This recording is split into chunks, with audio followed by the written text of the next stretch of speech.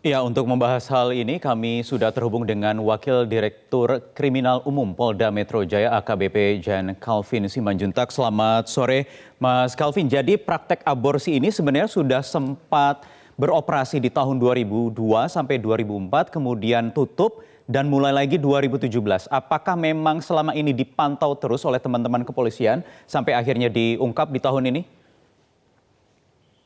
Faktanya demikian bahwa praktek aborsi yang miliknya TKP ini tersangka LA ini adalah sudah berpraktek dari 2002 sampai dengan 2004. Namun demikian, karena oknum dokter yang dipekerjakan di tahun 2002 sampai 2004 itu berangkat ke luar negeri, hingga berhentilah praktek aborsi ini.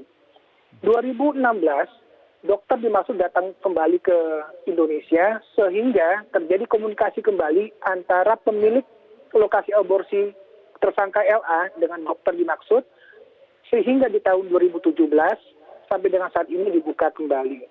Oknum dokter pada saat operasi yang kedua ini itu termasuk yang kita tangkap kemarin yang melakukan tindakan, yaitu oknum tersangka dokter DK. Demikian. Oknum dokter ini memegang satu sertifikasi tertentu atau memang pernah lulus dari sekolah kedokteran atau apa latar belakangnya? Faktanya terkait dengan apa yang dilakukan tindakan aborsi yang kita ungkap kemarin, tersangka oknum dokter DK ini tidak memiliki sertifikasi sebagai dokter obgyn atau dokter kandungan. Namun demikian, dokter tersebut melakukan perkuliahannya di salah satu universitas yang ada di Sumatera Utara. Ini telah sedang menjalankan koas. Namun faktanya yang bersangkutan sampai dengan proses penangkapan kemarin sama sekali tidak memiliki sertifikasi sebagai dokter kandungan. Dan termasuk dengan para mereka yang mendukung aborsi itu ada 2 orang tersangka tidak sama sekali memiliki latar belakang medis, baik perawat ataupun bidan. Ini memang ironis sekali. Kalau dari keterangan pemeriksaan, dari mana mereka bisa mendapatkan ilmu untuk bisa mengaborsi janin sampai 32 ribuan selama 3 tahun terakhir ini? Fakta yang kita temukan dari interogasi dan kita sudah tingkatkan dalam berita acara pemeriksaan, khusus untuk para pendukung dokter, ini diajar secara otodidak oleh tersangka LA yang tidak lain merupakan inisiator didirikannya praktek aborsi ilegal ini. Dan yang bersangkutan juga yang memiliki lokasi klinik ini. Diajarkan secara otodidak, diajarkan terus-menerus sehingga mereka tidak memperoleh kebijakan ilmu ini dari literatur-literatur yang resmi. Demikian. Jadi langsung dari oknum dokter itu ya. Mas Calvin, kemudian yang menarik adalah bahwa oknum-oknum yang sekarang sudah menjadi tersangka ini melakukan teknik pemasarannya melalui ada menggunakan juga instant messaging atau media sosial. Bagaimana tepatnya sampai bisa meraup keuntungan diduga sampai 10 miliar rupiah ini? Ada 4 tahapan persiapan mulai dari awal sampai dengan terakhir terjadinya aborsi. Tahapan pertama adalah perencanaan yang dilakukan oleh si pasien ataupun ibu janin ataupun siapa yang ingin melakukan aborsi ilegal. Faktanya di kasus ini adalah betul ada tersangka RS yang melakukan membuka website layanan yang ada. Di website itu secara terang-benderang menjelaskan bahwa ada kegiatan-kegiatan aborsi dengan tarif-tarif tertentu. Di website tersebut juga dituangkan apabila si pasien ingin berkomunikasi langsung, tinggal mengklik, di situ ada nomor handphone yang merupakan salah satu dari pelaku yang ada di klinik aborsi tersebut. Dan dialah nanti yang akan menjemput pasien-pasien yang ada. Kecuali kalau mereka yang menggunakan calo. Kalau calo itu secara langsung bisa berkomunikasi. Itu tahapan pertama, yaitu perencanaan. Jadi ada calo juga yang bermain di sini ya? Ada beberapa fakta yang demikian. Kita sudah tuangkan dalam berita acara pemeriksaan. Kemudian saya lanjutkan untuk yang tahapan kedua, tahapan persiapan yang ada. Pasien dijemput kemudian diantar dengan ada beberapa lapisan di lokasi tersebut. Ada penjaga lokasi, di situ menanyakan apa kepentingannya. Jadi kalau sudah ada yang mengantar salah satu pelaku yang mereka ada bagian tersebut, itu dengan mudah bisa masuk, kemudian diregistrasi, kemudian di USG sampai dilakukan tindakan yang dilakukan oleh oknum petugas medis.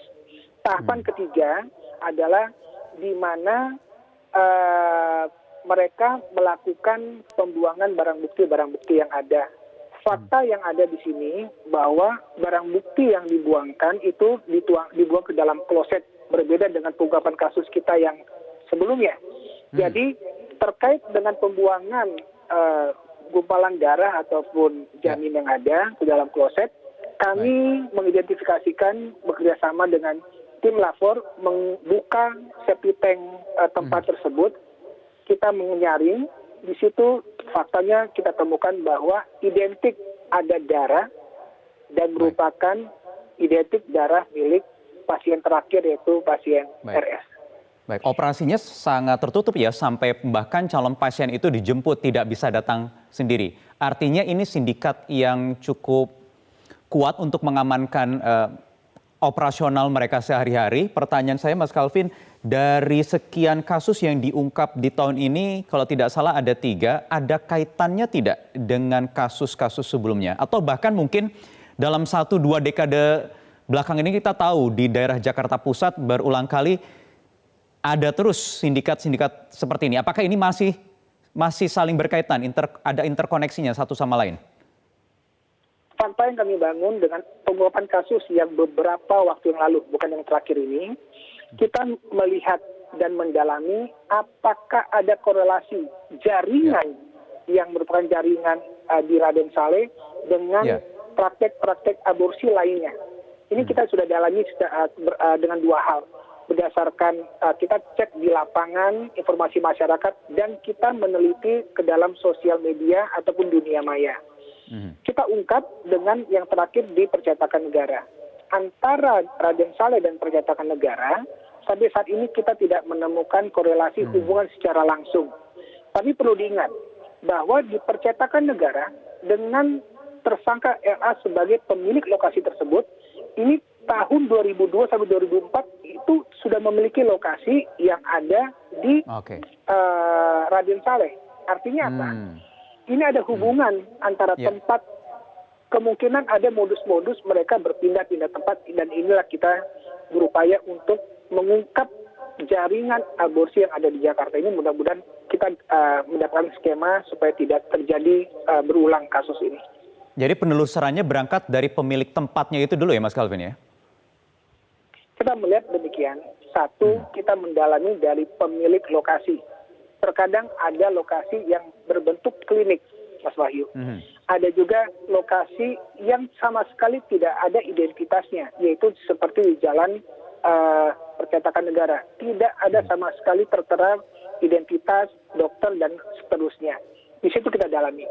Pendalaman kedua, dari si yang melakukan tindakan medis, yaitu dokter itu sendiri.